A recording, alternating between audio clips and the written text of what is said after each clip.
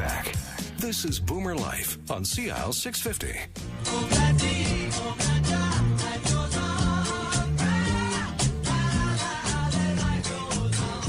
And welcome back. This is Boomer Life on CL 650. I'm Joanne Sutton. Thanks for joining us today.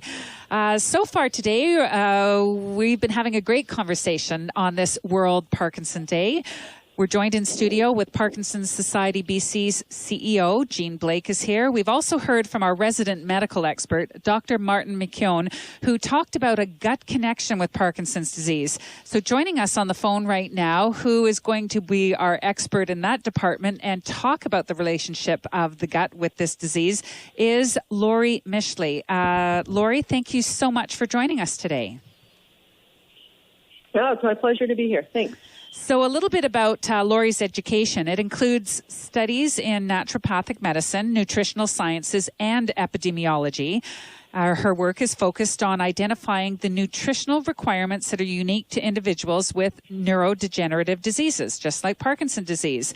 She's published works on some of the specifics in which we hope to discuss with her today. And we should also mention that Dr. Mishley maintains a small clinical practice at Seattle Integrative Medicine, which is focused on nutrition and neurological health. Did I get all that right?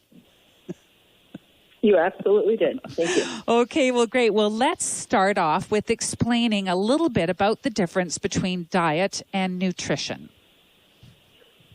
Yeah, this is one of my favorite topics because it's so often that people use the two synonymously, and they're really different. Your diet is what you put in your mouth. It's what you eat. It's what makes you feel full. And it is very possible to have a diet that has very little nutritional content. So it's easiest to just think of diet as the foods we eat and what makes you feel full, whereas nutrition is the body's getting what it needs from its environment. And while food can be a rich source of nutrients, vitamin D comes from sunlight. Vitamin K comes from the organisms in your gut. So there are a lot of examples of places we get nutrients that don't come from food. So tell us a little bit more in detail about the study that you're currently doing with Parkinson's and how you're tracking this disease. Yeah, it's really neat and it's really exciting because what has happened for the last 200 years is we've been doing a lot of studies that tell us that there are certain foods and behaviors that increase or decrease our risk of developing Parkinson's disease. There are 5 studies right now that say the more dairy somebody eats in midlife, the more likely they are to develop Parkinson's. There are other studies that say the more fish or vegetables you eat, the more green tea and coffee you drink, the less likely you are to develop Parkinson's disease. And so what happens is patients are diagnosed with Parkinson's and they go into their doctor, their neurologist, and they say, hey, should I stop eating dairy? Should I start eating more blueberries and drinking green tea? And the correct response is we don't know. We've never asked. We've never followed people with Parkinson's and asked, does it matter what you eat? Do people who eat X, Y, or Z progress faster or slower than people who eat A, B, and C? And so we set out to do just that. We've created the world's first longitudinal cohort looking to describe the modifiable lifestyle variables associated with different rates of Parkinson's progression. So right now we're following over 1,300 people around the world with a diagnosis of Parkinson's disease. And every 6 months we survey them and we say, hey, tell us how you're doing, tell us what you're doing, how you're exercising, what you're eating, what supplements you're taking. And we wrote code that tells us who are those people that aren't progressing. They're doing exceptionally well compared to other people. And what are they doing differently? What is the secret to success? And what have you discovered so far? Well, we've learned a lot. First of all, we don't have an hour, unfortunately. No, we don't. But what we've learned is that the scale that we're using works. We are able to effectively collect these data via internet. So that's the most important thing that we've learned, and that our outcome measure does correlate with quality of life. We've learned that the Mediterranean diet is very protective against Parkinson's disease progression. Very, very straightforward is the connection between consumption of fresh fruits and vegetables, nuts and seeds, non-fried fish, olive oil, herbs, spices, and wine.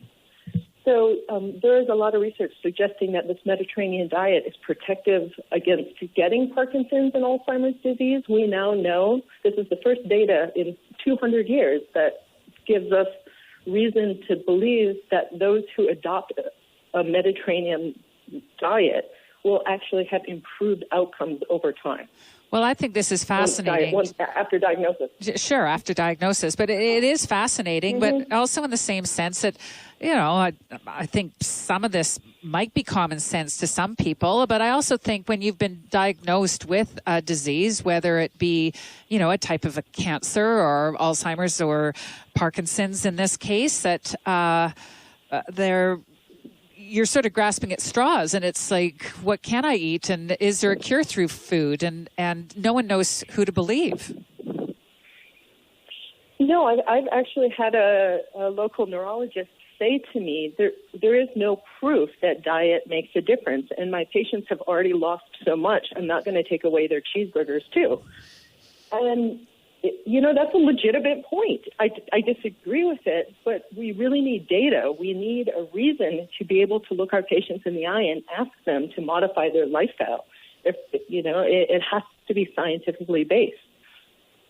So in the study that you're doing, where you're tracking 1,300 people around the world diagnosed with Parkinson's disease, what else have you found about foods that are associated with a higher rate of disease progression that makes it worse?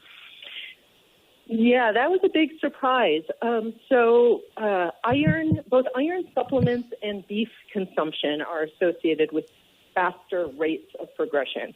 And so that wasn't so much of a surprise, but the strength of that association was a little bit surprising.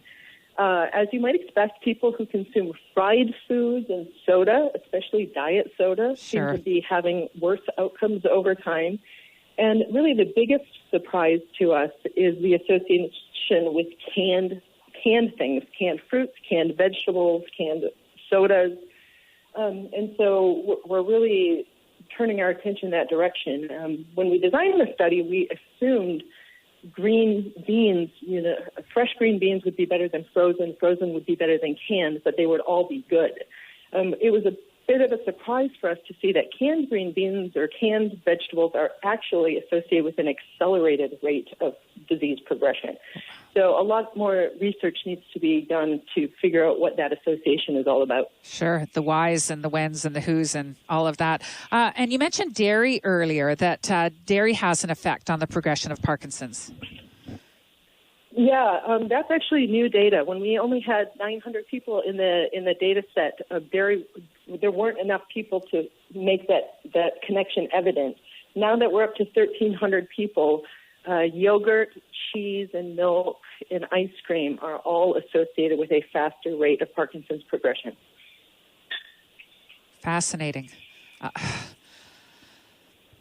Now, we've already talked a little bit about the Mediterranean diet, and you made recommendations for that. Large salads, veggies, fresh fruits, nuts, seeds, all of that. Fish was also an important food. Where can somebody get more information on that study and the results or your recommendations?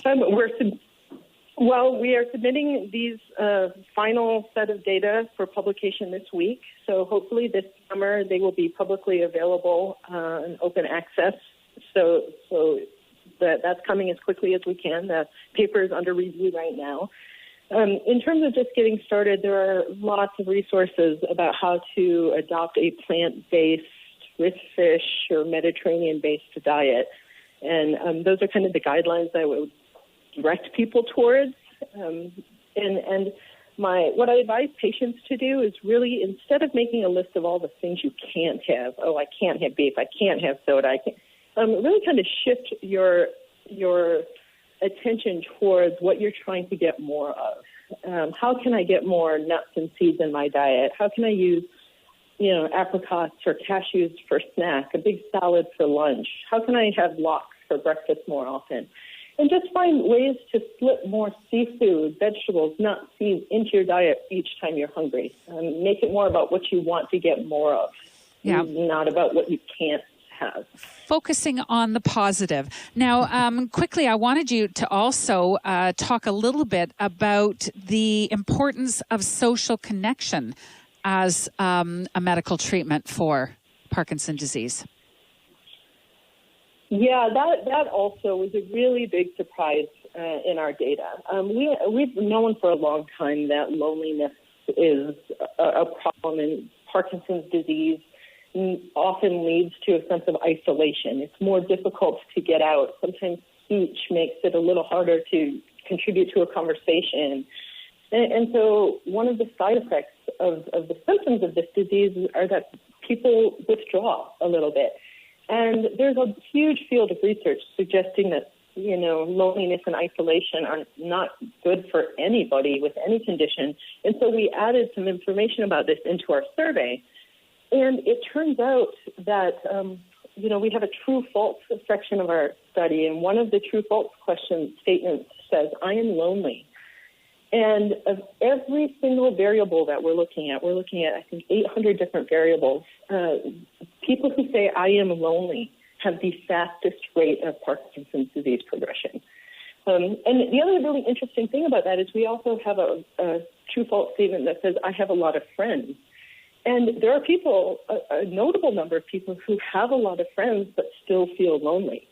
And so I've really, since looking at these data, I've had a new spin on how I approach patients in practice. And where I used to tell people support groups were coping tools, I now have reframed that even for myself, and I think of support groups and community involvement as a part of the medicine.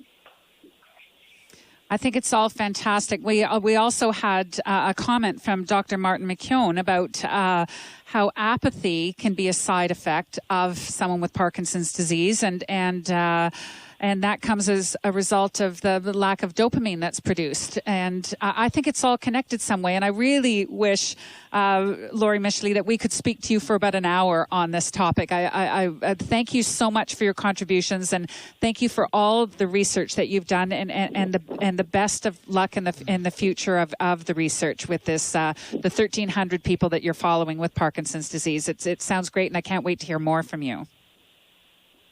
Thank you for the invitation to participate in this, and I look forward to giving you updates as we learn more, as the study grows and continues.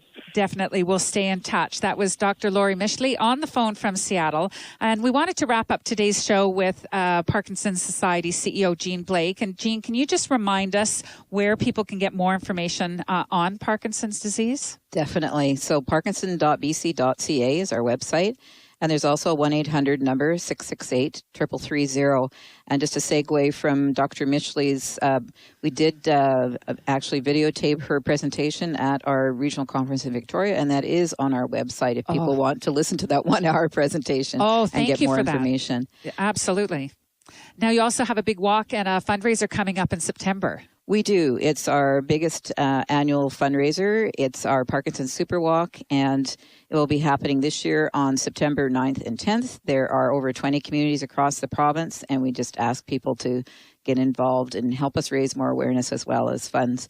We also have a provincial conference happening June 3rd, and that's another place where people could learn more about the disease and coping with it.